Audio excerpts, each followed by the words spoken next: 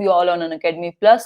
Start करेंगे आज का सेशन और देखेंगे कुछ चीजों को। इंग्लिश रिवीजन रहेगा, ये English master revision, English pedagogy master revision कह सकते हैं इसको सीटेट के लिए। और सीटेट में मतलब बेसिकली मोस्ट इंपॉर्टेंट एकदम, अगर हम एक जगह पर निकाल करके एकदम निचोड़ की बात करें, जिस्ट की बात करें इंग्लिश पेडागोजी के जो 15 मार्क्स हैं, तो उसमें से अगर पेपर बहुत आसान है या नॉर्मल भी है तब भी एटलीस्ट आप 10 मार्क्स तक पहुंच पाए। ठीक, तो अगर आपने थोड़ा बहुत पढ़ा हुआ है तो आपको ज्यादा हेल्प करेगा, अगर बिल्कुल नहीं पढ़ा हुआ है तो थोड़ी सी कम हेल्प हो पाएगी। बट कोशिश ऐसी रहेगी कि मेन जो एकदम क्रक्स है वो निकाल करके रखा जाए इस 1 घंटे में, और कुछ क्वेश्चंस भी प्रैक्टिस कराए जाएं जो सबसे ज्यादा पूछे जाते हैं। स्टार्ट करते हैं। वॉइस क्लियर होनी चाहिए, यहाँ से तो देखो क्लियर होगी वॉइस। एक बार रिफ्रेश, अभी क्लियर होनी चाहिए चीजें, एक बार चेक करो। आ जाइए आप लोग, आ जाइए, कोई दिक्कत नहीं है, ज्वाइन कर लीजिए पहले, कोई दिक्कत नहीं है, आप लोग ज्वाइन कीजिए, फिर स्टार्ट करेंगे आज का सेशन। कल हमने सीडीपी का सेशन किया था, वो रिकॉर्डेड अभी भी अवेलेबल होगा, और कल हम करेंगे हिंदी का मास्टर रिवीजन सीटेट के लिए। कल हम हिंदी का करेंगे 4 PM इसी टाइम, कल शाम में, है ना, कोई इशू वाली बात ही नहीं है। चलिए फिर देखते हैं क्या करने वाले हैं आज हम लोग। 1 मिनट रुकिएगा बस, मैं पीडीएफ अपलोड कर लेती हूँ, इतने आप लोग आ जाइए। सोकर उठे हो? नहीं, सोकर नहीं उठी हूँ यार, बैक टू बैक क्लासेस हैं आज। कब से? 1:30 बजे से रात के 11 बजे तक सोकर नहीं उठी हूँ। तबीयत मेरी थोड़ी ढीली चल रही है, तो उस चक्कर में मेरी जो पूरी स्थिति है वो ऐसी लगती है कि जैसे मैं बहुत ज्यादा या तो सोई हुई हूँ या तो थकी हुई हूँ, है ना। तो वो मैं समझ सकती हूँ आप लोगों की परेशानी, बट क्या कर सकते हैं। 1 second.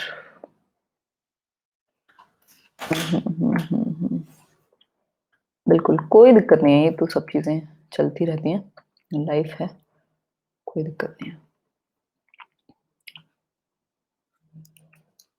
Master revision, got it. चलिए, बहुत बढ़िया। ज्वाइंट, तानी, सही है। तो सभी रेडी हैं जितने लोग अभी आ चुके हैं? यस और नो एक बार पोल में बता दो। कमेंट्स बहुत तेजी से जा रहे हैं क्योंकि आप लोग बहुत ज्यादा संख्या में जुड़े हुए हैं, है ना। खैर कोई नहीं, आ जाइए आप लोग। नहीं, सेशंस तो देखो अभी सीटेट आ गया है तो ज्यादा ही लेने पड़ रहे हैं पहले से। हाँ, couldn't download yesterday's PDF. Enrol अगर आपने किया होगा तो पीडीएफ, व्यू पीडीएफ का जैसे सेशन एंड होगा तो ऑप्शन देता है अनअकैडमी, व्यू पीडीएफ अगर आप करेंगे तो वहीं से आप डाउनलोड कर पाएंगे पीडीएफ को एज इट इज, कोई इशू नहीं है उसमें, है ना। नहीं, आज तो चाय है। चलिए फिर स्टार्ट करते हैं। बिल्कुल सही है, अभी आप लोग ज्वाइन ही कर रहे हैं अभी तक, कर लीजिए कर लीजिए, कोई दिक्कत नहीं है। हाँ, वो कल वाली क्लास आज कंप्लीट कर लेंगे शाम को 8 बजे। बफरिंग यहाँ से तो कोई बफरिंग नहीं है। चलिए आप लोग तैयार हैं जितने लोग आ चुके हैं, अब बाकी लोग ज्वाइन करते रहेंगे धीरे धीरे। स्टार्ट करते हैं आज का सेशन, बिल्कुल। और अगर आप लोग अनअकैडमी प्लस पर हैं या रिन्यू कर रहे हैं अपनी मेंबरशिप या करने वाले हैं ज्वाइन, तो लेट्स लर्न रेफरल कोड जरूर यूज कीजिएगा, और 10% डिस्काउंट अनअकैडमी अवेल कराएगा। ठीक है बात, तो ये एक बेसिक सी बात हुई। अब सबसे इंपॉर्टेंट टॉपिक, सबसे ज्यादा पूछे जाने वाला टॉपिक, कोई ऐसा पेपर नहीं है सीटेट का जहां ना पूछा हो, एक्विजिशन एंड लर्निंग। और ये ऐसा टॉपिक है जो हिंदी पेडागोजी में भी आपको कॉमन मिलेगा। एक्विजिशन एंड लर्निंग मतलब आप भाषा को, एक तो होता है एक्विजिशन यानी आप भाषा को एक्वायर करते हैं, अधिग्रहण करते हैं, और दूसरा है आपका अधिगम। अधिग्रहण और अधिगम, अंतर क्या है फटाफट से कमेंट करके बताओ। मेन कोई भी एक अंतर लिखो अधिगम और अधिग्रहण में, लर्निंग और एक्विजिशन में, बताइए फटाफट। जितने भी लोग ज्वाइन कर रहे हैं पहले आंसर कीजिए, बाद में ज्वाइन कीजिएगा, है ना।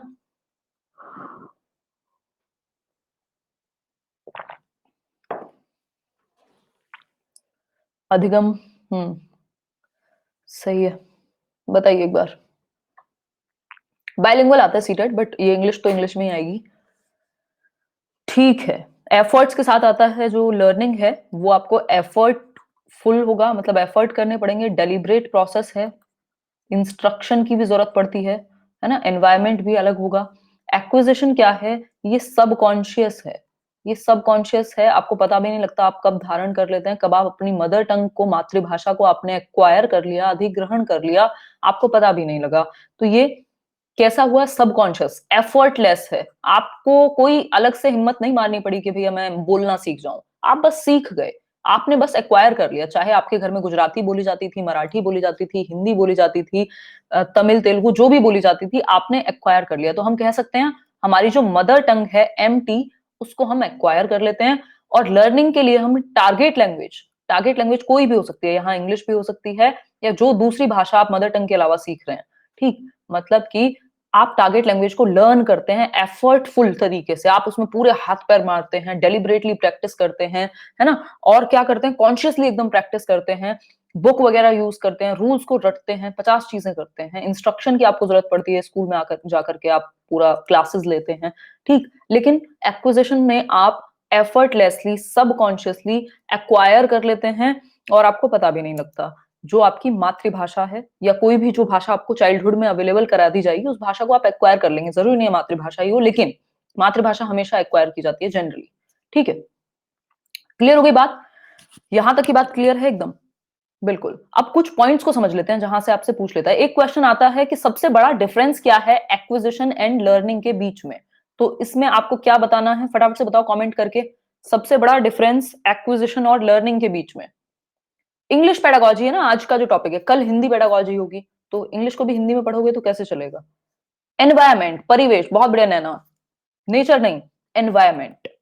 ना तो टेक्स्ट बुक ना कुछ और, एनवायरमेंट। जो आपका पर्यावरण है उस भाषा को लेकर, यदि वो भाषा का जो एनवायरमेंट है बच्चे के आसपास अवेलेबल है शुरू शुरू से ही, तो वो एक्वायर कर लेगा। अगर आप बेशक आपके माँ बाप इंडिया के हैं और आपको यूएस लेकर के जाया गया और आपको एनवायरमेंट मिला हिंदी और इंग्लिश दोनों का, तो आपने दोनों भाषाओं को एक्वायर कर लिया।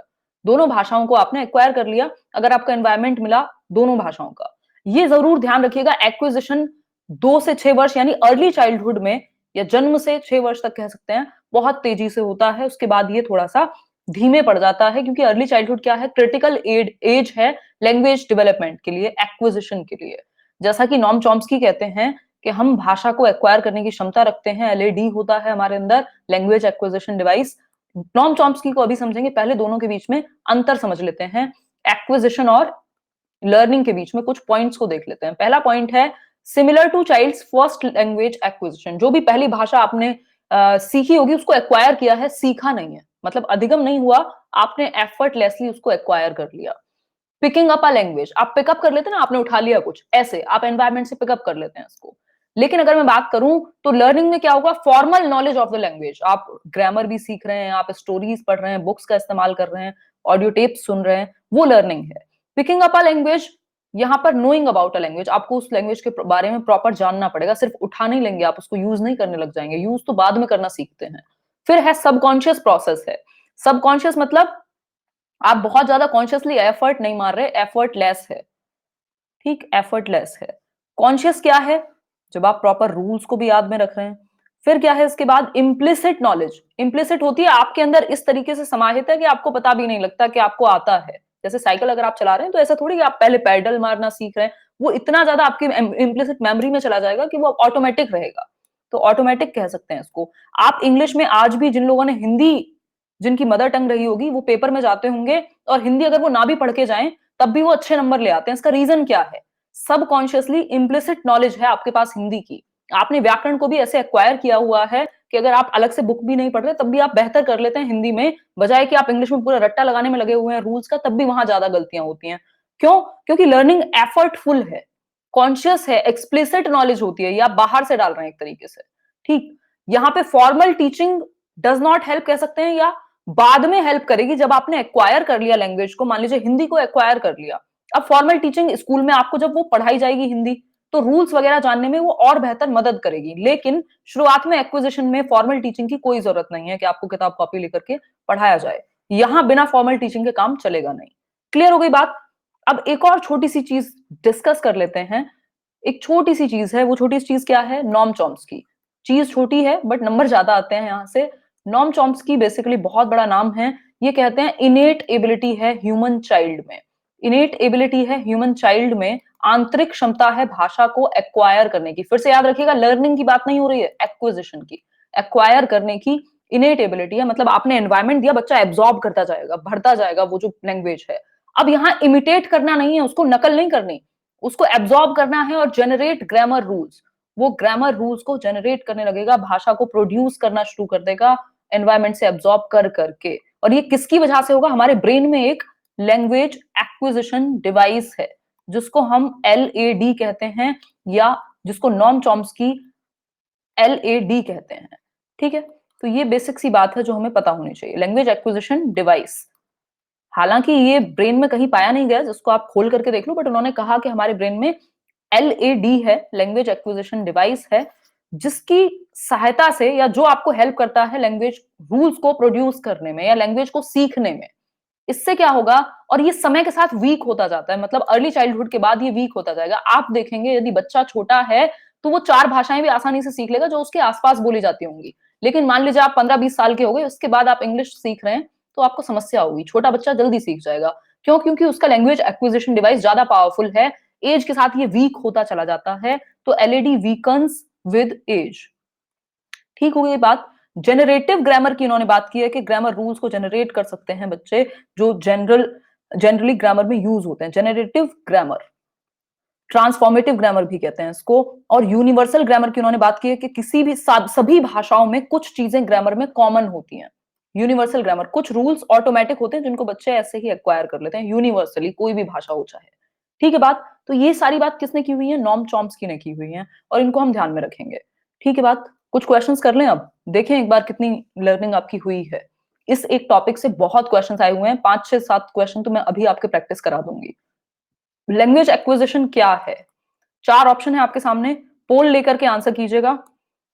पोल लीजिए, ABCD में से एक कीजिए आंसर, बताओ एक बार। अभी कल हिंदी में भी ये टॉपिक फिर से आएगा, क्योंकि हिंदी में भी ये टॉपिक पूछा जाता है। देखो कितनी गलतियां कर रहे हो, कितनी गलतियां कर रहे हो भाई। बिल्कुल, हिंदी में कल होगा ये। आज इंग्लिश की ही क्लास है ना आपकी, इंग्लिश पेडागोजी की। हिंदी पेडागोजी की कल करेंगे, तो हिंदी में करेंगे यही टॉपिक। जिनकी इंग्लिश बहुत ज्यादा वीक है वो सिर्फ इस मंथ के लिए भी अगर जुड़ जाएंगे अनअकैडमी प्लस पर, मेरा जो रिवीजन कोर्स है पूरा प्रॉपर, तो बहुत फर्क पड़ेगा उसमें। प्रॉपर एक क्लास वाइज रिवीजन, और लोग कम होते हैं तो डाउट्स भी क्लियर होते हैं, क्वेश्चन वगैरह आप भेज सकते हो, तो उसका फर्क पड़ेगा जिनको ज्यादा समस्या है। अदरवाइज तो ये रिवीजन क्लास बहुत इफेक्टिव रहेगी आपके लिए। देखिए एक बार गलती कहाँ है। लैंग्वेज एक्विजिशन की बात करूं तो मैंने कहा था आपके अंदर एक इनेट एबिलिटी है अपनी नेटिव लैंग्वेज। सुनिए एक बार, पहला ऑप्शन है रिक्वायर्स द मेमोराइजेशन। नहीं, याद थोड़ी करते हैं आपके, अपनी लैंग्वेज बोलनी है आपको। मम्मी से दूध मांगना था तो पहले आप याद करेंगे? नहीं, गलत बोल देंगे लेकिन बोलेंगे। फिर है involves a systematic approach to the analysis and comprehension of grammar. नहीं, ग्रामर तो आप बाद में सीखते हैं, हिंदी आपने बोलनी ऐसे ही सीख ली, बाद में ग्रामर के रूल्स सीखे स्कूल जाकर के। फिर है refers to the process of learning a native और second language because of the innate capacity of the human brain. यही लाइन तो नॉम चॉम्स्की ने कही है कि हमारे ह्यूमन ब्रेन में इनेट कैपेसिटी है, आंतरिक क्षमता है कि हम ह्यूमन लैंग्वेजेस को एक्वायर कर सकते हैं। एक बात ध्यान में रखिएगा, नॉम चॉम्स्की ने यह नहीं कहा कि आप लैंग्वेज लेके पैदा होते हैं, ऐसा उन्होंने नहीं कहा। उन्होंने कहा है कि लैंग्वेज सीखने की क्षमता लेकर पैदा होते हैं हम। तो ये दो डिफरेंट चीजें हैं। भाषा लेकर के पैदा नहीं हुए आप, भाषा सीखने की क्षमता लेकर के पैदा हुए हैं। आपके अंदर एबिलिटी है कि आप एनवायरमेंट से उठा लेंगे, ठीक, एक्वायर कर लेंगे। ये एक छोटी सी बात है जो कंफ्यूजन हो जाती है, समझिए एक बार। Language acquisition refers to the process of learning a native language क्या होती है? जो आपकी पहली या जहां जिस जगह पर आप रहते हैं वहां की भाषा है। तो नेटिव लैंग्वेज कोई भी हो सकती है जहां भी आप रहते होंगे, मदर टंग आपकी कोई भी हो सकती है, ठीक। और सेकंड लैंग्वेज, भाई नेटिव भी और सेकंड लैंग्वेज भी, यदि सेकंड लैंग्वेज आपके सामने है तो आप उसको भी सीख जाएंगे। ऐसा जरूरी नहीं है कि सिर्फ मदर टंग को ही इनेट कैपेसिटी है आपके अंदर एक्वायर करने की। आपके सामने अगर 4 भाषाएं बचपन में बोली जाती हैं, आप चारों सीख लेते। जिन बच्चों के घरों में हिंदी भी बोली जाती है, पंजाबी भी बोली जाती है और इंग्लिश भी बोली जाती है, वो तीनों भाषाएं एक्वायर कर लेते हैं। क्योंकि जो अर्ली चाइल्डहुड पीरियड है, LAD क्या है, एक्वायर कर लेता है भाषाओं को, जो भी ह्यूमन लैंग्वेजेस अवेलेबल होंगी एनवायरमेंट में। तो या तो आपकी नेटिव या फिर सेकंड लैंग्वेज आप एक्वायर कर देते हैं, refers to the process of learning, जिसमें आप अपनी नेटिव या फिर सेकंड लैंग्वेज को इनेट कैपेसिटी के कारण, जो आंतरिक क्षमता है आपके ब्रेन में, उसके कारण सीख लेते हैं, ठीक। अब इस लर्निंग वर्ड से कंफ्यूज मत होना। देखो सीखना क्या है, वो आपकी परमानेंट हो गई वो, लेकिन वर्ड्स दो डिफरेंट यूज हुए हैं, ठीक। तो इसमें ये सोच करके परेशान नहीं होना कि इसमें तो लर्निंग लिखा था। भाई सीख तो लिया ना, एक्विजिशन में भी लर्निंग तो हो ही गई, ठीक। डी क्यों नहीं होगा? कई लोग डी में कंफ्यूज हैं। डी इसलिए नहीं होगा क्योंकि डी में लिखा है is a technique intended to simulate the environment in which children learn their native language. Language acquisition एक ऐसी टेक्निक है जहां आप सिमुलेट मतलब नकल करना, एक नकली एनवायरमेंट आपने बना दिया जहां बच्चे अपनी नेटिव लैंग्वेज को सीख सकें। ऐसी कोई बात नहीं है, एक नॉर्मल एनवायरमेंट है, उसमें जो भी लैंग्वेज होगी वो इनेट कैपेसिटी के कारण ह्यूमन ब्रेन की एक्वायर कर लेंगे। तो कोई सिमुलेशन या नकल करके कोई एनवायरमेंट बनाना, यहां ऐसी कोई बात हुई नहीं है। तो आपको लैंग्वेज को समझना पड़ेगा, सेंस समझना पड़ेगा। अगर आपने ऑप्शन का सेंस नहीं समझा तो कोई तुक्का फिट नहीं बैठेगा। अब ये चारों ऐसे ऑप्शन है, कई लोग कहते हैं कि जो सबसे बड़ा हो उसको आप आंसर मान लीजिए। अब ये पेडागोजी में आपको ऐसा बहुत बार होगा, चारों ऑप्शन बड़े हैं, ढूंढते रहिए कौन सा सबसे बड़ा है। तो आपको सेंस पता होना चाहिए पढ़ के, और ये प्रैक्टिस से आएगा, और थोड़ा सा अगर आपने चैप्टर पढ़े होंगे तो उसका भी फर्क पड़ेगा। क्वेश्चन है the idea that children are born with language acquisition device. भाई आइडिया क्या है? देखो, अगर मुश्किल क्वेश्चन बनेगा लैंग्वेज एक्विजिशन से तो ऐसा बनेगा, आसान बनेगा तो ऐसा बनेगा। The idea that children are born with language acquisition device, बच्चे भाषा अधिगम यंत्र लेकर के पैदा होते हैं, किसका आइडिया है? पोल दे देती हूं मैं, शांति से 1 मिनट रुको। नॉम चॉम्स्की, वाइगोस्की, पियाजे या स्किनर? पोल लेकर के आंसर करो, देखते हैं कितने % लोग आंसर सही करते हैं। सी ऑप्शन था पिछले वाले का आंसर, दिया तो था पोल में। बहुत बढ़िया, इसमें भी 2% लोग गलती कर रहे हैं, 3% लोग गलती कर रहे हैं बी और सी में। पियाजे ने तो कुछ बात ही नहीं की डिवाइस के बारे में, कहीं भी नहीं की। अच्छा जया, एक बार रिफ्रेश करके देखो, और स्पीड थोड़ी तेजी रहेगी क्योंकि ये फास्ट रिवीजन है, एक फास्ट ट्रैक रिवीजन कह सकते हो आप इसको, क्योंकि क्विक रिवीजन है एक। तो चैप्टर्स देख लेना इससे पहले, अगर बहुत ज्यादा वीक हो तो, और बहुत ही ज्यादा समस्या है तो प्लस पे भी ज्वाइन कर सकते हो। 1 महीने के लिए ज्वाइन करोगे, उसमें सारी समस्याएं क्लियर हो जाएंगी, इंग्लिश पेडागोजी में बेहतर कर पाओगे। अगर बहुत बिलो पॉवर्टी लाइन हो तो, बीपीएल कार्डधारी हो तो, मतलब वो पैसे वाला बीपीएल नहीं, इंग्लिश पेडागोजी में अगर बीपीएल हो तो। ठीक, चलिए रश्मि फर्स्ट आ चुकी हैं, सुभाश्री और वरुणा पांडे। चलिए आते हैं। देखो, नॉम चॉम्स्की ने कहा, अभी तो डिस्कस किया था, लैंग्वेज एक्विजिशन डिवाइस होगा, एज के साथ वीक होता जाएगा, है ना। बाकी किसी ने कोई बात नहीं की इस बारे में। The most important factor which is responsible for the differentiation between language learning and language acquisition is, भाई सबसे महत्वपूर्ण फैक्टर जो डिफरेंशिएट करता है, जो अंतर बता पाता है किसके बीच में, एक्विजिशन और लर्निंग के बीच का मेन अंतर क्या है, अभी डिस्कस किया था, आपको याद होगा। ग्रामर है उस लैंग्वेज की, टेक्स्ट बुक है, असेसमेंट है, लैंग्वेज एनवायरमेंट है। मैं 4 ऑप्शन है, पोल लीजिए एक बार, यहां मत लिखिए, पोल लेकर के आंसर कर दीजिए। क्लास टाइमिंग है 4 से 5, कल भी है ये क्लास, फिर उसके बाद 14 को होगी और 21 को होगी। 5 क्लासेस है ना, एक हो चुकी है कल की। पोल का यूज करके बताओ। 88%, 9% लोग कह रहे हैं ग्रामर। गड़बड़ हो गई देखो, मतलब आप लोगों को ग्रामर में कंफ्यूजन है, अभी डिस्कस करेंगे, कोई दिक्कत नहीं है। रैंक दिखाऊंगी, बिल्कुल दिखाऊंगी, रैंक दिखा दूंगी आप किसने कौन सी रैंक पाई है। बहुत बढ़िया, अभी तो डिस्कस किया था। मेन डिफरेंस क्या है? एनवायरमेंट का, पर्यावरण का। अगर आपने इंग्लिश का भी एनवायरमेंट बचपन से दे दिया होता तो आप इंग्लिश भी एक्वायर कर लेते, कौन सी आफत थी। फर्स्ट है रश्मि, फिर वरुणा, फिर सौरभ। ठीक, देखिए एक बार, जो मेन डिफरेंशिएशन, मेन अंतर जो है एक्विजिशन और लर्निंग में, वो है एनवायरमेंट, भाषा का पर्यावरण। ऐसा थोड़ी है इंग्लिश कोई बहुत तोप लैंग्वेज है, आपको एनवायरमेंट नहीं मिला इसलिए नहीं सीख पाए। तो एक्विजिशन में एनवायरमेंट मिल जाता है, आप एनवायरमेंट से सीख लेते हैं, और लर्निंग में एनवायरमेंट की कमी होती है, आपको बुक्स वगैरह इन सब से सीखना पड़ता है बाद में वो भी। ठीक, ग्रामर नहीं है मेन मुद्दा, मेन मुद्दा है लैंग्वेज एनवायरमेंट। ग्रामर तो आप बाद में सीखते हैं, पहले ग्रामर तो आप अपनी मातृभाषा की भी नहीं सीखते। अगर आपने हिंदी बोलना सीखा था तो ग्रामर थोड़ी सिखाई थी घर वालों ने, पहले पहले आपने बोलना सीख लिया था, ग्रामर तो आपने स्कूल में जाके या बाद में सीखी है। ठीक, हाँ, बहुत सारे लोग हैं आज, 1000 से ऊपर लोग हैं, 1100 1200। Which observation supports Noam Chomsky's ideas about language acquisition? Daily class English pedagogy की चांदनी मैं अनअकैडमी प्लस पे लेती हूँ। कल से बैच स्टार्ट होगा 8 जून से, और 30 जून को कुछ 12 क्लासेस हैं 1.5 घंटे की। इसमें पूरा कंप्लीट रिवीजन है क्वेश्चंस के साथ। और अगर अभी पहली बार ज्वाइन करोगे तो ये लेट्स लर्न रेफरल कोड जरूर यूज करना, पता लगेगा आपने कितने लोगों ने ज्वाइन किया। चलिए क्वेश्चन पे आते हैं। Which observation supports Noam Chomsky's ideas about language acquisition? Noam Chomsky ने लैंग्वेज एक्विजिशन यानी अधिग्रहण के बारे में क्या कहा है, फटाफट से बताओ। 4 ऑप्शंस हैं। पहला है, children's language development follows a similar pattern across the cultures, stages of language development occurs at the same age in most children, children acquire languages quickly and effortlessly, answer करो एक बार, पोल का यूज करो, पोल use करके answer करो। कोई बात नहीं, बताओ बताओ। हाँ, सीटेट के बाद केवीएस क्लिक कर लेंगे, कोई दिक्कत नहीं है। आंसर करो फटाफट से। आज एनर्जी है बहुत ज्यादा, मैं भी एकदम एनर्जेटिक फील कर रही हूँ। बताओ एक बार। 74% आंसर सही हैं। भाई कैसी कंफ्यूजन है, सी ऑप्शन में कंफ्यूज हुए पड़े हैं आप लोग। 22% लोग कह रहे हैं सी ऑप्शन। चलिए समझते हैं एक बार। स्पेशल क्लास सभी के लिए फ्री होती है, जो प्लस मेंबरशिप है वो पर्टिकुलर जिन्होंने मेंबरशिप ली हुई है उनके लिए ही होती है। होता सब कुछ सेम ही है वहां भी, बट वहां कोर्स लॉन्च होगा प्रॉपर प्लस पर। चलिए बहुत बढ़िया, देखो समझो एक बार। अगर मैं बात करूं तो नॉम चॉम्स्की के बारे में मैंने कई चीजें बताई थी, ऐसा तो नहीं था सिर्फ एक चीज कही हो। और इस ऑप्शन में चारों चीजें लिख दी उन्होंने। पहला ऑप्शन है children's language development follows a similar pattern across cultures. भाई 1 साल का बच्चा 3 शब्द बोलेगा, 2 साल का बच्चा 272 शब्द बोलने की क्षमता रखेगा, 5 साल का बच्चा 2072 शब्द बोलने की क्षमता रखेगा। ये सभी कल्चर्स के लिए, चाहे ये यूएस का बच्चा हो, चाहे इंडिया का बच्चा हो, चाहे पाकिस्तान का बच्चा हो, सारे बच्चे दुनिया में एक ही तरीके से एक्वायर करते हैं। ठीक, लैंग्वेज सेम है ये नहीं कहा उन्होंने, लैंग्वेज का डेवलपमेंट सेम है ये कहा है। तो ये तो बात सही है, सभी कल्चर्स में। यूनिवर्सल ग्रामर की भी बात कर रहे हैं। The stages of language development occur at the same ages in most children.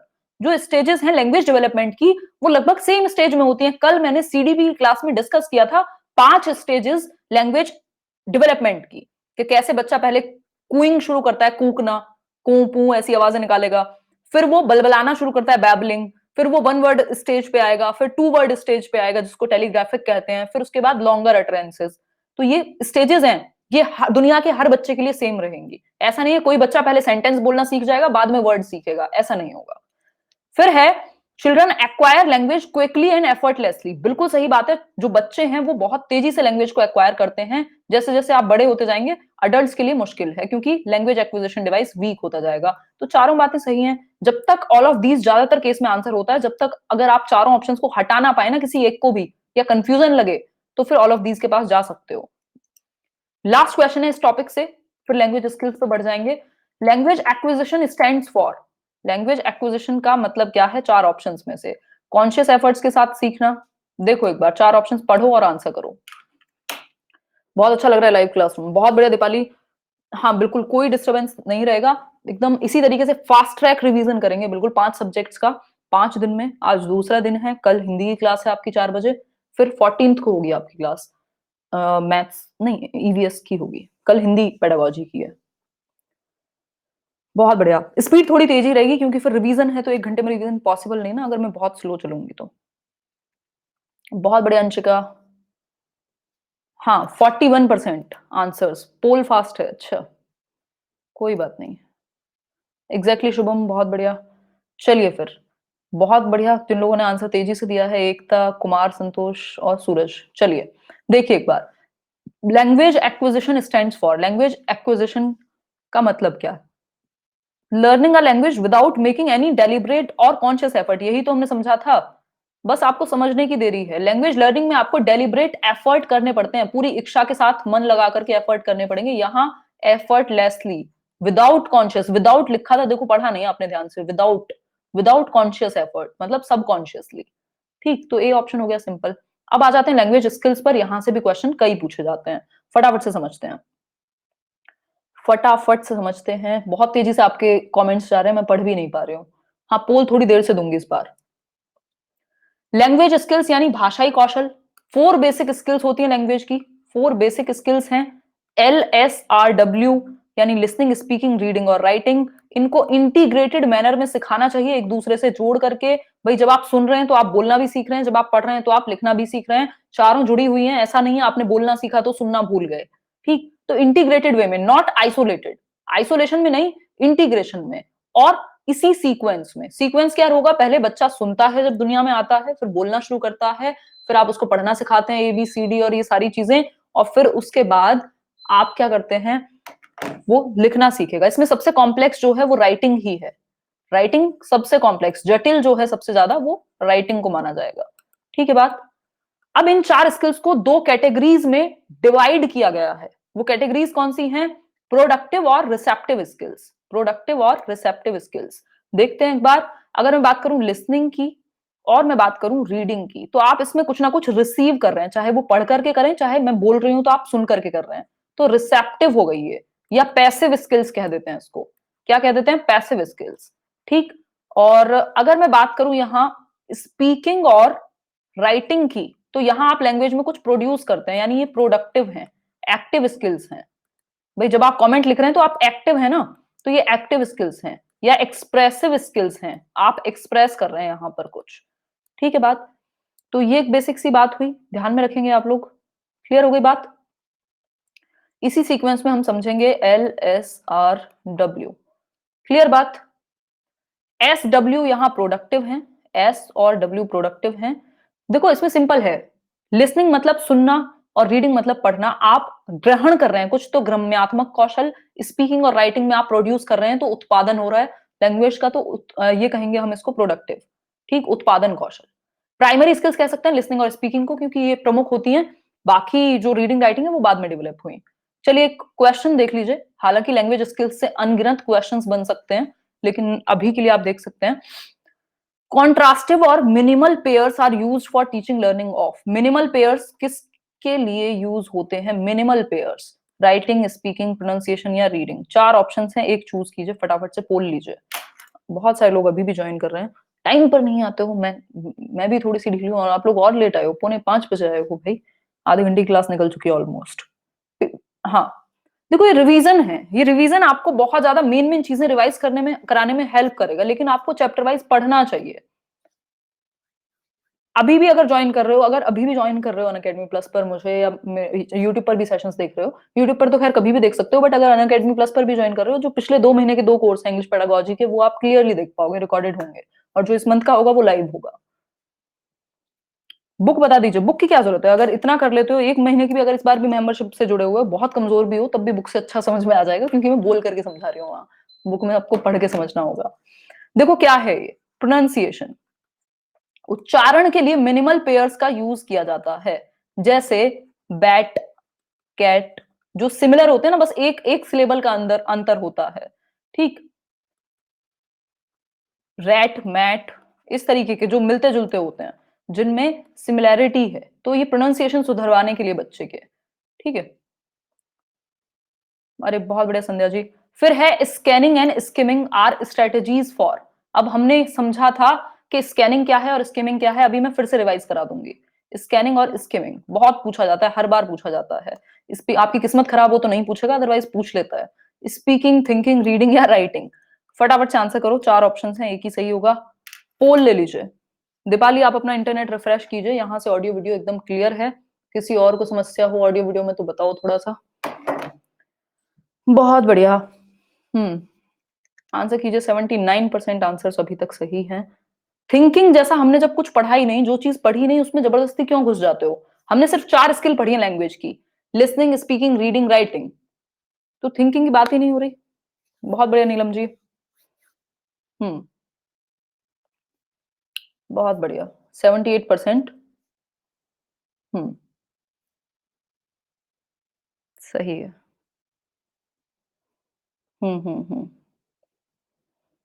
सही है। देखिए एक बार, ये सिंपल है, स्कैनिंग एंड स्किमिंग जो है वो रीडिंग की स्ट्रेटेजीज हैं। आप स्कैनिंग में स्कैन करते हैं एक एक वर्ड को, स्पेसिफिक इंफॉर्मेशन के लिए पढ़ते हैं, विशिष्ट। ठीक है, जैसे डिक्शनरी में आप कोई मीनिंग ढूंढ रहे हैं तो आप स्कैन कर रहे हैं, लेकिन जब आपने कोई स्टोरी पढ़ी और आप उसका टाइटल आपसे कोई पूछेगा या समरी पूछेगा, तो आपने स्किमिंग की है, मेन मेन चीज आपने देख ली, बाकी चीजों को छोड़ दिया। ठीक, तो स्किमिंग में आप सिर्फ जिस्ट को या सेंट्रल आइडिया को ध्यान में रखते हैं, और स्कैनिंग में आप स्पेसिफिक वर्ड्स, डिटेल्स को याद रखते हैं। ठीक है बात। डिफ्थोंग्स एक बहुत ही प्यारा सा वर्ड है, डिफ्थोंग। डाय जहां लगा होता है इसका मतलब होता है दो। ठीक, डबल, तो डबल वॉवेल साउंड या फिर ग्लाइडिंग वॉवेल, जो ग्लाइड करते हुए जाते हैं ना एकदम स्मूथली एक से दूसरी तरफ। ठीक, जैसे कॉइन, लाउड, साइड। ठीक है, कॉइन, ऑयल, टर्मोइल, क्या है? डबल वॉवेल साउंड है, जो 2 वॉवेल है उनकी साउंड आ रही है। साउंड हो सकता है 2 वॉवेल लिखे ना हो, लेकिन साउंड जरूर होगी।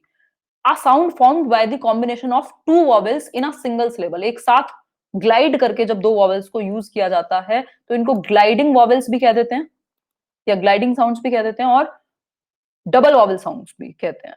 ठीक, क्लियर हो गई बात? आगे बढ़ें। आर्टिकुलेटर्स, आर्टिकुलेटर्स क्या हैं? वो ऑर्गन्स, स्पीच ऑर्गन्स और articulators produce the sounds of a language. जो भी ऑर्गन्स आपको साउंड प्रोड्यूस करने में हेल्प कर रहे हैं, जैसे मैं अभी बोल रही हूं, तो चाहे वो लिप्स हो, चाहे वो आपका गले में बहुत सारे ऑर्गन्स हैं, जो आपकी जीभ है, इतने सारे, चाहे वो आपके लिप्स हो, टीथ हो, है ना, बाकी के जितने भी आपके ये वेरियस पार्ट्स हैं आपके टंग के, उसमें भी ऊपर पीछे आगे इतनी सारी चीजें होती हैं, मतलब वो ऑर्गन्स जो आपको साउंड प्रोड्यूस करने में बोलते समय हेल्प करें, वो आर्टिकुलेटर्स कहलाते हैं। ये एक सिंपल सी बात हुई, आपको ये याद रखना है। ठीक, अगर आप देखना चाहें तो ये देख सकते हैं, ये सभी आर्टिकुलेटर्स हैं, जितने भी हिस्से आपको साउंड प्रोड्यूस करने में मदद करें, these are called articulators. Clear? हाँ, पेपर 2 के लिए इक्वली हेल्पफुल है, बिल्कुल सिलेबस सेम है पेपर 1 पेपर 2 का। होमोफोन बहुत पूछा जाता है। होमोफोन, फोन मतलब साउंड, जिन लेटर्स, जिन वर्ड्स की साउंड सेम हो, लिखे सेम हो जरूरी नहीं है, लिखे सेम हो भी सकते हैं, नहीं भी, मीनिंग सेम नहीं होगा, लेकिन साउंड सेम होगी हमेशा, साउंड हमेशा सेम होगी। जैसे एक्सेस और एक्सेस, ये नीचे वाला जो एक्सेस है ये है ज्यादा, ज्यादा हो जाना, भाई excessive use of something.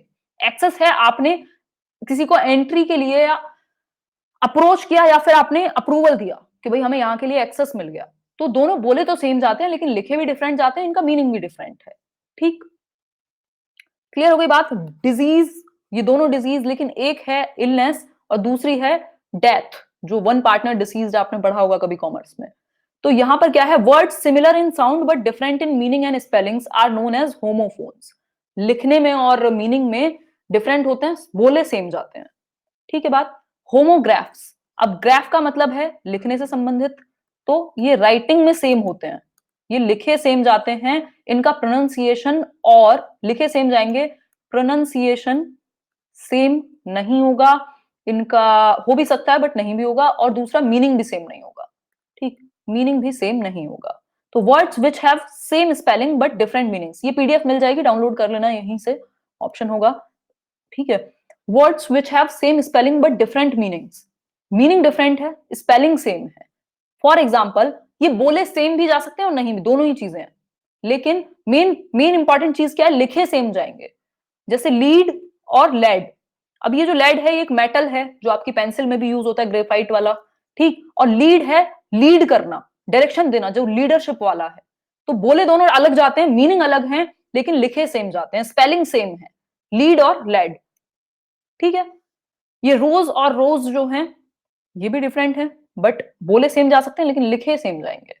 Bark और बार्क, भाई बार्क एक तो साउंड ऑफ अ डॉग, जो कुत्ता भौंकता है, और ये बार्क है जो तना होता है ना आपका, वो वाली बार्क। ठीक, इसके अलावा आपका होता है एक होमोनिम। ठीक है, होमोनिम में स्पेलिंग जो है वो भी आइडेंटिकल है, होमोनिम स्पेलिंग भी सेम, लिखे भी सेम जाएंगे, साउंड भी सेम आएगी, मीनिंग आइडेंटिकल नहीं होता, मीनिंग आइडेंटिकल नहीं होता, मीनिंग डिफरेंट होगा। ठीक है, वो हुआ होमोनिम।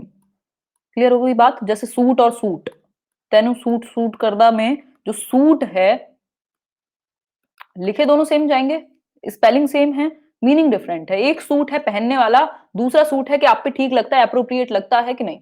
ठीक है, फाइन, बिल्कुल।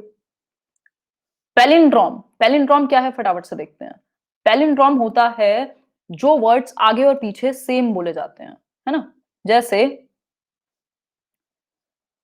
ये गलत लिखा हुआ है, मॉम, डिड, वाओ, नून, इनको आगे से पढ़ लो चाहे पीछे से, सेम ही बोले जाएंगे। ठीक है, क्लियर? ये पीडीएफ यहीं डाउनलोड हो जाएगी ऑटोमेटिकली, बस व्यू पीडीएफ कर लेना, मुझे अलग से डालने की जरूरत नहीं पड़ती है, अनअकैडमी पर है ऑलरेडी, मतलब फीचर है ये उनका। क्लियर हो गई बात? मलयालम, नितिन, धन्यवाद, धन्यवाद। देखो कई लोगों को प्रॉब्लम हो रही होगी, वो उनको हो रही होगी जिन्होंने बिल्कुल एबीसीडी नहीं पढ़ी आज से पहले इंग्लिश पेडागोजी की, क्योंकि स्पीड तेज है मेरी। अगर सेशन पसंद आए तो आप एक पॉजिटिव फीडबैक देकर के जा सकते हैं, और दूसरा अगर इंग्लिश में थोड़ी समस्या है इंग्लिश पेडागोजी में, और बिल्कुल चाहते हैं बिल्कुल धीरे धीरे और डाउट्स वगैरह क्लियर हो, और थोड़ा बिल्कुल एक वो ट्यूशन वाला फील आए, तो अनअकैडमी प्लस ज्वाइन कर सकते हो। इस मंथ का जो कोर्स है उसमें कंप्लीट रिवीजन हो जाएगा, खत्म, एक महीने में खत्म चीजें। क्लियर हो गई बात? फोनीम्स, फोनीम्स पर आ जाते हैं। फोनीम्स, फोन का मतलब है साउंड, फोन का मतलब है साउंड। फोनीम्स होती है स्मॉलेस्ट यूनिट ऑफ साउंड, बहुत पूछा जाता है, स्मॉलेस्ट यूनिट ऑफ साउंड, ध्वनि की सबसे छोटी इकाई। जैसे आपने वो किताबों में देखा होगा बचपन में, CH से च की आवाज बनती है, PH से फ की आवाज बनती है, च फ क प, ये सब क्या है, स्मॉलेस्ट यूनिट है साउंड की। इससे ज्यादा आप तोड़ नहीं सकते, अगर इससे ज्यादा तोड़ोगे तो कोई आवाज नहीं आएगी, साउंड ही नहीं बचेगी। ठीक है, पोल अभी दूंगी, अभी क्वेश्चन नहीं है ना तो पोल इसलिए नहीं दिया हुआ, अभी टॉपिक समझ लो थोड़ा सा, फिर बीच में क्वेश्चंस डालें वो समझना। Every language has a number of distinctive sounds using sound units, smallest unit of sound. ठीक है, इससे ज्यादा आप नहीं तोड़ सकते। क्लियर बात? अगर आपने थोड़ा सा भी अंतर किया साउंड में तो मीनिंग बदल जाएगा। अब एक और चीज होती है morpheme, smallest unit of meaning, smallest unit of meaning, meaning की, अर्थ की सबसे छोटी इकाई। वाटर को अगर और तोड़ोगे तो कोई मतलब नहीं बचेगा, वाटर को अगर और तोड़ोगे तो कोई मतलब नहीं बचेगा, अगर मीनिंग अर्थ चाहिए प्रॉपर तो वो स्मॉलेस्ट क्या है, मॉर्फीम होगी। ध्वनिम की, ये जो आपकी स्वनिम कहते हैं इसको, फोनीम को, इसका अपना मीनिंग नहीं होता लेकिन ये साउंड की सबसे छोटी यूनिट है। ठीक, इससे रिलेटेड और भी चीजें मैं एक बार डिस्कस कर लेती हूँ। एक चीज है सिमेंटिक्स, एक चीज है आपका सिंटैक्स। ठीक है, इनको ध्यान रखिएगा। सिंटैक्स है स्ट्रक्चर से रिलेटेड, आपका एक स्ट्रक्चर बने, सेंटेंस का एक प्रॉपर स्ट्रक्चर बनेगा, subject plus verb plus object मिलकर के एक स्ट्रक्चर बनाएंगे, तो ये है आपका सिंटैक्स। लेकिन जब मीनिंगफुल की बात हो, मीनिंग की बात करें कि मीनिंगफुली अरेंज्ड एक स्ट्रक्चर, तो जरूरी नहीं है आपने सब्जेक्ट लगा दिया, वर्ब लगा दी, ऑब्जेक्ट लगा दिया तो हमेशा एक बहुत प्रॉपर मीनिंग बनेगा, सेंस बनेगा। सेंस की बात या मीनिंग की बात सिमेंटिक में होती है, एक प्रॉपर लैंग्वेज में बात करेगा ये मीनिंगफुल होने की, एक पूरे सेंटेंस में, पूरी एक स्टोरी में। लेकिन मॉर्फीम क्या था, वो सिर्फ एक यूनिट थी स्मॉलेस्ट मीनिंग की, तो इससे कंफ्यूज नहीं होना मॉर्फीम और सिमेंटिक में। सिमेंटिक लैंग्वेज में देखता है कि आपने मीनिंगफुली अरेंज किया कि नहीं, मॉर्फीम सबसे छोटी यूनिट है मीनिंग की, इससे छोटा आप अगर किसी चीज को तोड़ेंगे तो अर्थ नहीं बचेगा। तो ये छोटी सी चीजें हैं। ठीक है, कितना बाकी है, थोड़ा सा ही बाकी है, ज्यादा थोड़ी होगा, इतना ही बाकी है, दो तीन चीजें बस, तीन चार चीजें, फिर मैं आप लोगों के डाउट्स लूंगी। कई लोगों ने क्वेश्चंस भेजे हुए हैं मुझे, फोटो तो लेकर के, जैसे भी, है ना। चलिए, आप सबकी सुन रहे हो, मेरी नहीं। नहीं वर्तिका, मैं कमेंट्स नहीं ले पा रही हूँ, बहुत सारे लोग हैं आज, तो मैं कमेंट्स नहीं ले पा रही हूँ। जो आपने ये फोटो क्लिक करके क्वेश्चन भेजे हैं वो मैं लूंगी, अभी रुक जाओ। पैराफ्रेजिंग बहुत इंपॉर्टेंट है। देखो, राइटिंग की कुछ सब स्किल्स होती हैं, जैसे रीडिंग की कुछ सब स्किल्स हैं, जो स्ट्रेटेजीज हैं, स्कैनिंग, स्किमिंग। इसके अलावा अगर मैं बात करूं तो आपकी रीडिंग में एक प्रोडक्शन आ जाता है। ठीक, और इसके अलावा हमने बात की थी एक्सटेंसिव और इंटेंसिव, एक्सटेंसिव और इंटेंसिव रीडिंग की। एक्सटेंसिव होती है जब प्लेजर के लिए, मजे के लिए आप पढ़ रहे हैं, जरूरी नहीं आपको एक एक वर्ड पता हो। इंटेंसिव होती है जब आप स्पेसिफिक डिटेल्स के लिए पढ़ते हैं, ये क्लासरूम में होगी या आउटसाइड क्लासरूम होगी। तो ये छोटी सी बात है जो आपको ध्यान रखनी है। अब पैराफ्रेजिंग पर आ जाते हैं। पैराफ्रेजिंग का मतलब है, the word paraphrase means to tell the same thing in other words. आप सेम बात को दूसरे शब्दों में, अपने शब्दों में कह रहे हैं।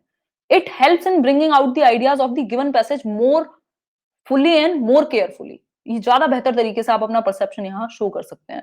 It involves explanation, interpretation and expansion of the original passage. जो ओरिजिनल पैसेज है उसको और आपने एक्सपेंड करके अपने तरीके से बता दिया।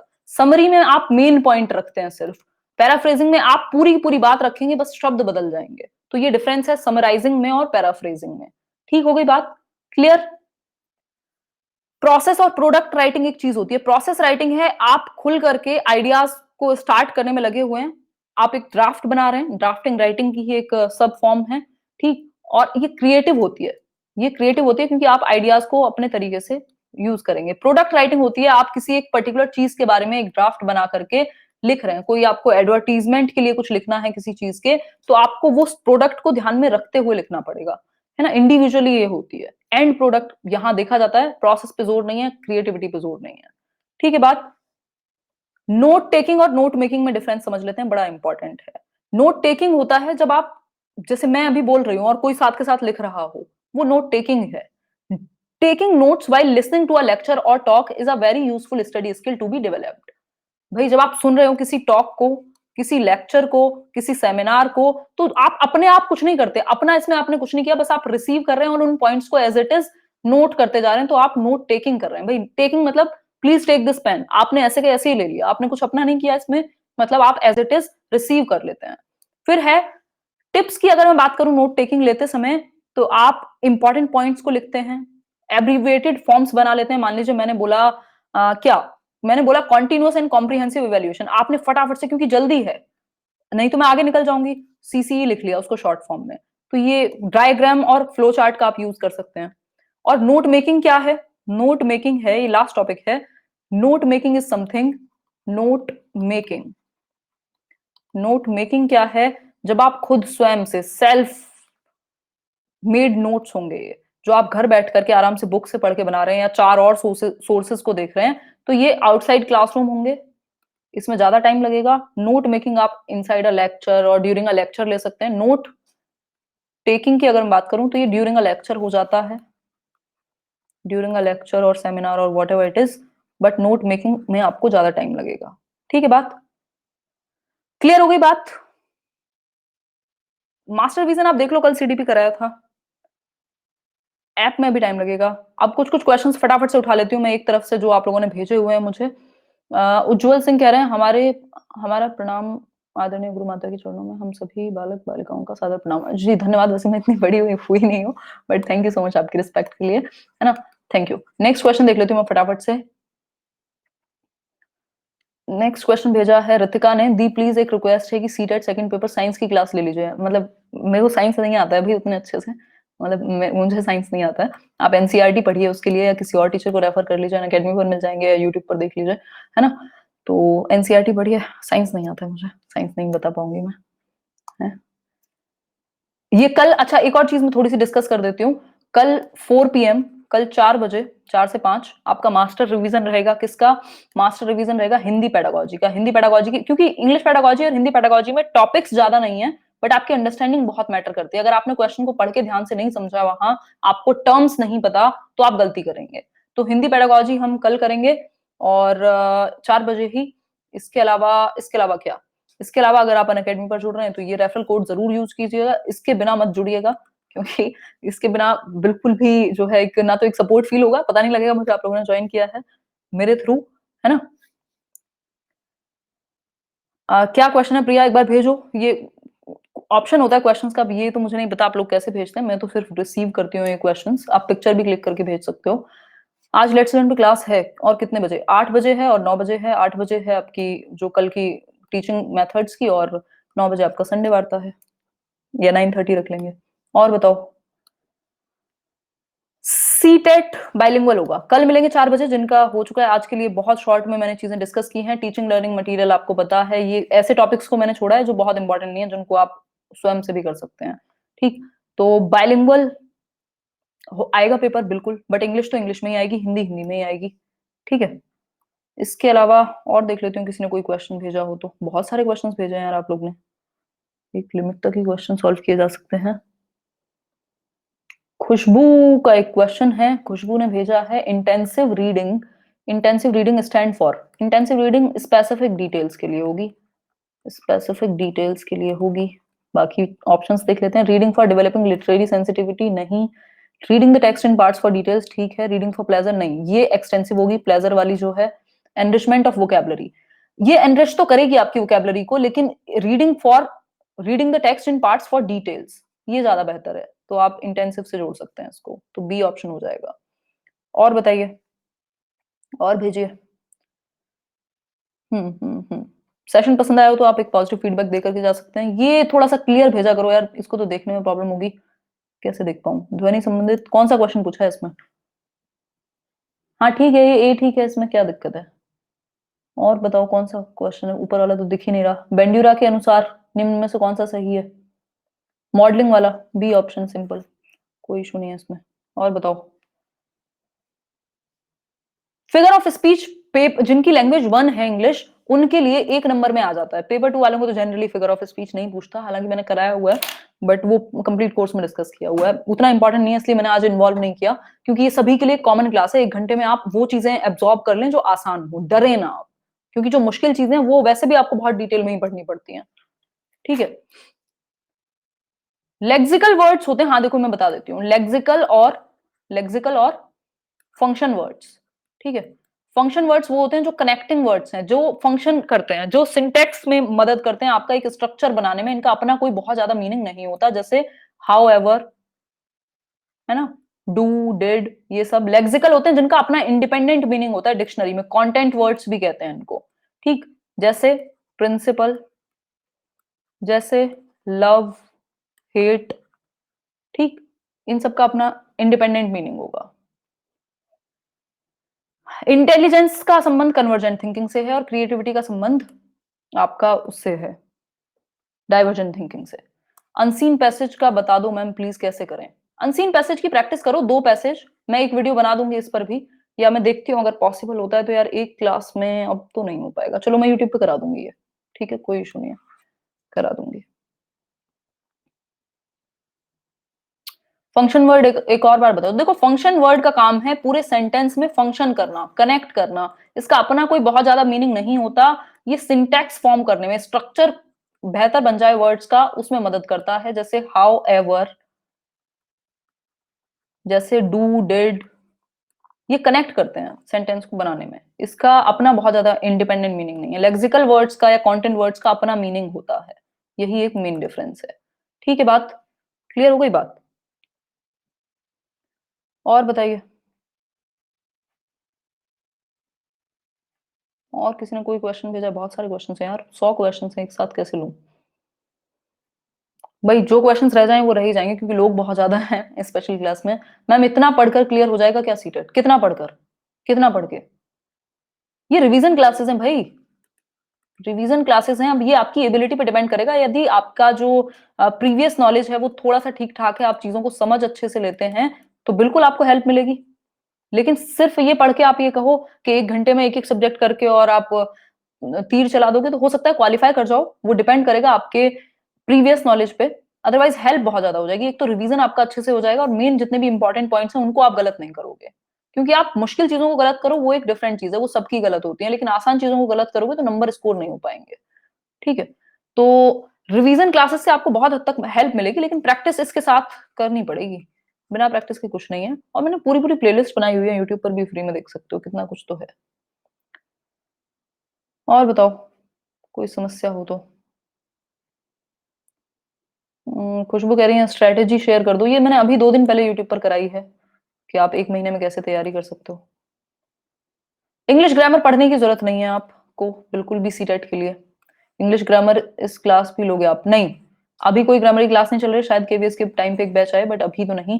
क्योंकि इंग्लिश में अगर मैं बात करूं तो आपको 15 नंबर में पैसेज आएगा, जिसमें 2 पैसेज आएंगे 7 और 8 नंबर के। उसी में 2-3 नंबर में ग्रामर आई तो आई, और वो भी ऐसी ग्रामर होती है जो आप खुद सॉल्व कर सकते हैं, उसको आपको अलग से पढ़ने की जरूरत नहीं है। और बाकी 15 नंबर में आपकी पेडागोजी आएगी। आपके सिलेबस में ही नहीं है ग्रामर, तो आप अगर सिलेबस उठा करके देखोगे सीटेट का, कहीं ग्रामर नहीं मिलेगी आपको हिंदी इंग्लिश में। तो ये तो टाइम वेस्ट करने वाली बात है। हाँ बिल्कुल ज्वाइन कर सकते हो आस्था, बिल्कुल वो लाइव है, बहुत सारे लोग जुड़ भी चुके हैं वहां ऑलरेडी। केवीएस का बैच लाइव है, ज्वाइन कर सकते हो, कोई इशू नहीं है, नो इश्यूज एट ऑल। ठीक है, और बताओ कोई समस्या हो तो? हम्म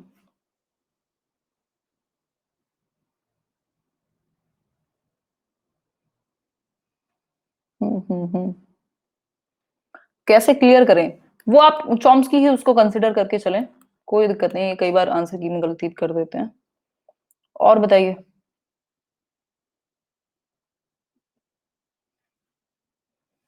क्वेश्चन है आपका, which one of the following helps in learning the second language without using the printed text? Situational approach होगा इसमें फिर, इमर्शन, नेचुरल अप्रोच।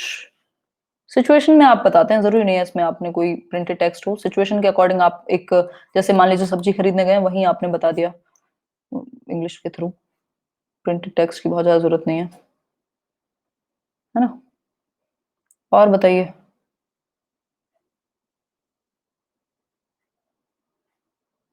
और बताइए। हम्म।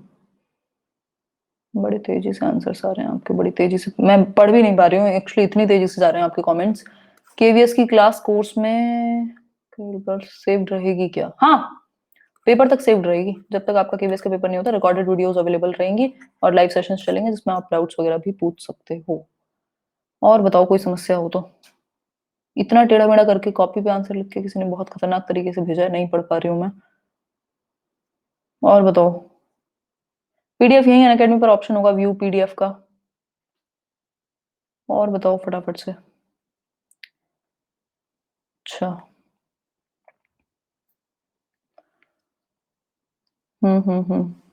115 पूछा है आपने। एलिप्सिस क्या है?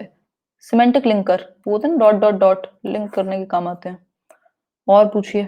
इतने सारे क्वेश्चन है, सारे तो नहीं ले पाऊंगी भाई, गालियां मत देना अगर ना ले पाऊं तो, क्योंकि बहुत ही ऑब्वियस है कि मैं नहीं ले पाऊंगी। रैंडम मेरे सामने जो आता जा रहा है मैं लेती जा रही हूँ।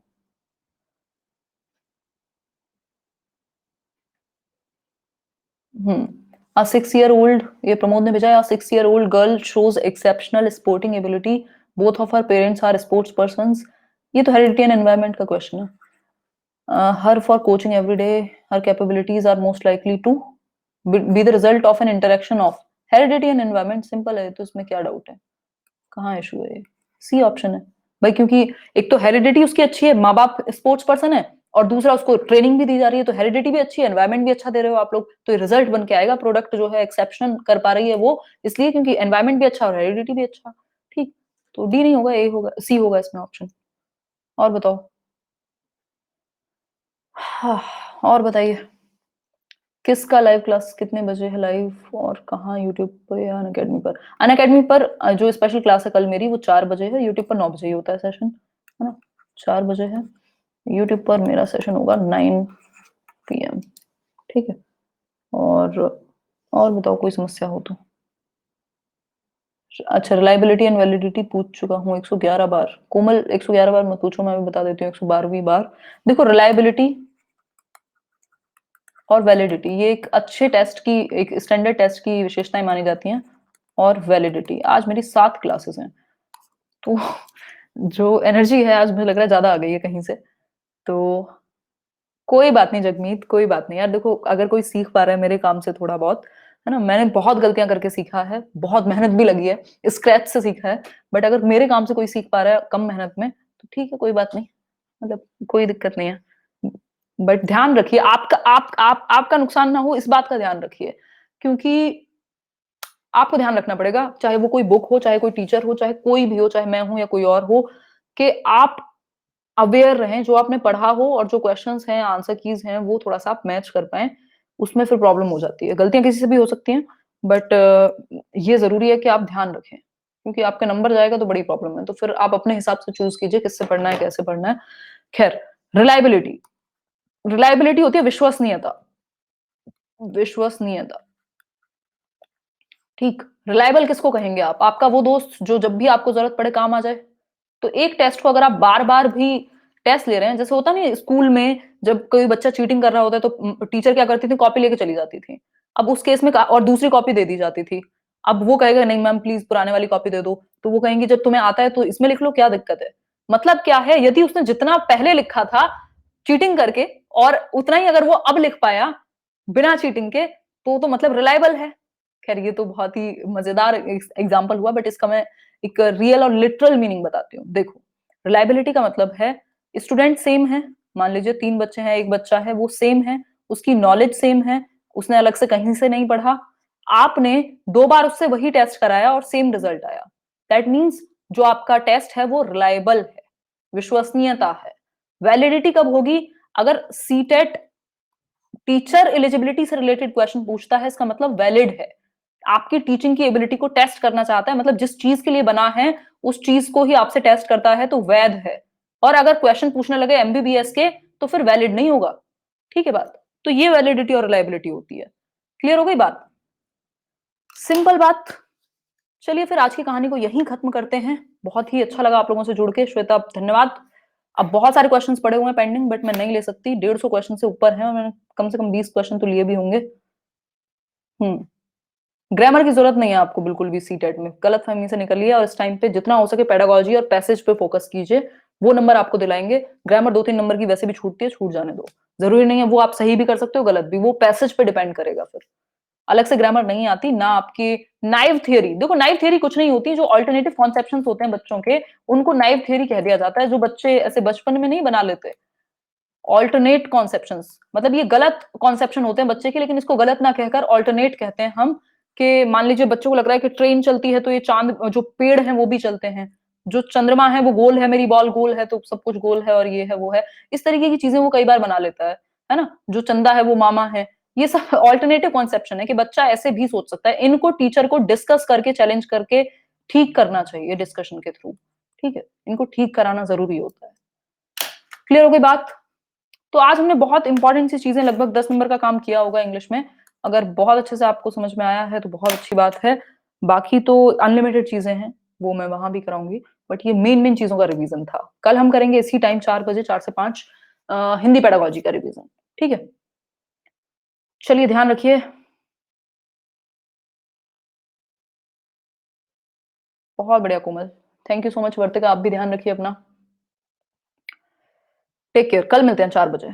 सेशन पसंद आया हो इसे लाइक शेयर नहीं होता अनअकैडमी पर, फीडबैक दिया जाता है, तो आप एक अच्छा फीडबैक दे सकते हो और लिख भी सकते हो, 2-4 लाइन मैं पढ़ती हूँ। बस नाम लिख देना साथ में, वहाँ नाम नहीं दिखता, तो मुझे पता नहीं लगता किसने लिखा है। और अनअकैडमी जॉइन कर रहे हो तो ये let's learn referral code use कर सकते हो। टाटा बाय-बाय, मिलते हैं कल 4 बजे। Thank you so much.